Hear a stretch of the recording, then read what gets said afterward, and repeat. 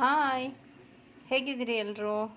ಇವತ್ತು ಈಸಿಯಾಗಿ ಮಂಗಳೂರು ಸ್ಟೈಲಲ್ಲಿ ಏಡಿ ಸುಕ್ಕ ಮಾಡೋದನ್ನು ಹೇಳ್ಕೊಡ್ತೀನಿ. ಬನ್ನಿ, ಈಸಿ ರೆಸಿಪಿ.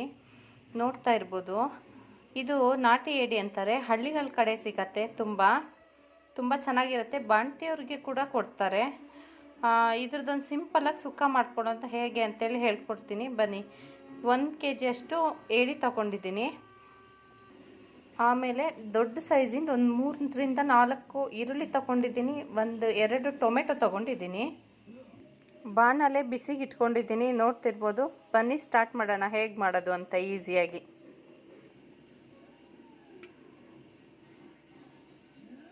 ಸ್ವಲ್ಪ ಎಣ್ಣೆ ಹಾಕ್ಕೊಳ್ಳೋಣ. ಇವಾಗ ಎಣ್ಣೆ ಕಾದಿದೆ, ಈರುಳ್ಳಿ ಹಾಕ್ಕೊಳ್ತಾ ಇದ್ದೀನಿ.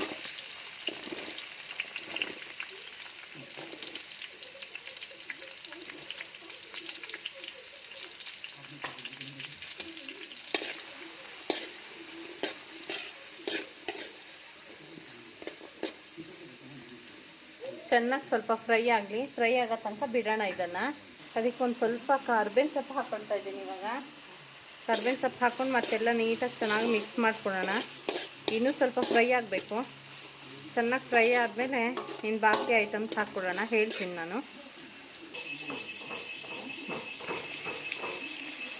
ಈಗ ಟೊಮೆಟೊ ಹಾಕ್ಕೊಳ್ತಾ ಇದ್ದೀನಿ. ಟೊಮೆಟೊ ಮತ್ತು 1 ಸ್ಪೂನಷ್ಟು ಪುಡಿ ಉಪ್ಪು ಹಾಕ್ಕೊಳ್ತಾ ಇದ್ದೀನಿ. 1.5 ಸ್ಪೂನಷ್ಟು. ನೀಟಾಗಿ ಮಿಕ್ಸ್ ಮಾಡ್ಕೊಳ್ಳಿ.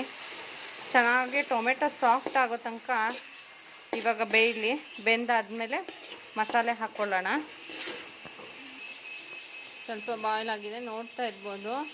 1 kg ಏಡಿ ಅಲ್ವಾ, ಹಾಗಾಗಿ ದೊಡ್ಡ ಸ್ಪೂನಲ್ಲಿ 1 ಸ್ಪೂನ್ ಶುಂಠಿ ಬೆಳ್ಳುಳ್ಳಿ ಪೇಸ್ಟ್ ತೊಗೊಂಡಿದ್ದೀನಿ. ಎಲ್ಲ ಚೆನ್ನಾಗಿ ಮಿಕ್ಸ್ ಮಾಡ್ಕೊಳ್ಳೋಣ.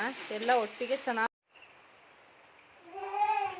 ಮಸಾಲೆ ಎಲ್ಲ ತುಂಬ ಚೆನ್ನಾಗಿ ಫ್ರೈ ಆಗಿದೆ.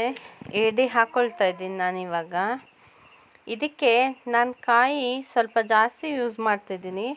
ಬಾಣ್ತಿರ್ಗೆ ಕಾಯಿ ಹಾಕಿದ್ದು ಸ್ವಲ್ಪ ಕಾಯಿ ಕಡಿಮೆ ಹಾಕಿ ಕೊಡ್ತಾರೆ. ಹಾಗಾಗಿ ಬಾಣ್ತಿರ್ಗೆ ಕೊಡೋರು ಇದನ್ನು ಟ್ರೈ ಮಾಡ್ತೀನಿ ಅಂತ ಹೇಳಿದ್ರೆ ತೆಂಗಿನಕಾಯಿ ಕಮ್ಮಿ ಹಾಕ್ಕೊಂಡು ಸ್ವಲ್ಪ ಖಾರ ಎಲ್ಲ ಲಿಮಿಟ್ ಹಾಕ್ಕೊಂಡು ಕೊಡ್ಬೋದು. ತುಂಬ ಚೆನ್ನಾಗಾಗತ್ತೆ. ಮನೇಲಿ ಎಲ್ಲರೂ ಟ್ರೈ ಮಾಡಿ ನನಗೆ ಕಮೆಂಟ್ ಮಾಡಿ ಹೇಗಾಗಿತ್ತು ಅಂತ ಹೇಳ್ಬಿಟ್ಟು. ನೋಡ್ತಾ ಇರ್ಬೋದು, ಎಲ್ಲ ಫುಲ್ ಮಿಕ್ಸ್ ಮಾಡ್ಕೊಳ್ತಾ ಇದ್ದೀನಿ ನಾನು ಮಸಾಲೆ ಜೊತೆಗೆ. ಉಪ್ಪು ಎಲ್ಲ ಹಾಕ್ಕೊಂಡು ನೀಟಾಗಿ ರೆಡಿ ಮಾಡ್ಕೊಂಡಿದ್ದೀನಿ. ಮುಚ್ಚಿಟ್ಟಿದ್ದೆ ನೋಡಿ, 1 ಕುದಿ ಬೆಂದಿದೆ. ಈ ಥರ ಆಗಿದೆ. ಇದನ್ನು ಒಂದು ಸಲ ಸೌಟಲ್ಲಿ ನೀಟಾಗಿ ತಿರುಗಿಸಿ ಮುಚ್ಚಿಟ್ಕೊಳ್ಳಿ. ಮತ್ತೆ ಚೆನ್ನಾಗಿ ಮಿಕ್ಸ್ ಆಗ್ತಿದೆ, ನೋಡ್ತಾ ಇರ್ಬೋದು. ನನ್ನ ಚಾನಲ್ನ ಶೇರ್ ಮಾಡಿ, ಸಬ್ಸ್ಕ್ರೈಬ್ ಮಾಡ್ಕೊಳ್ಳಿ.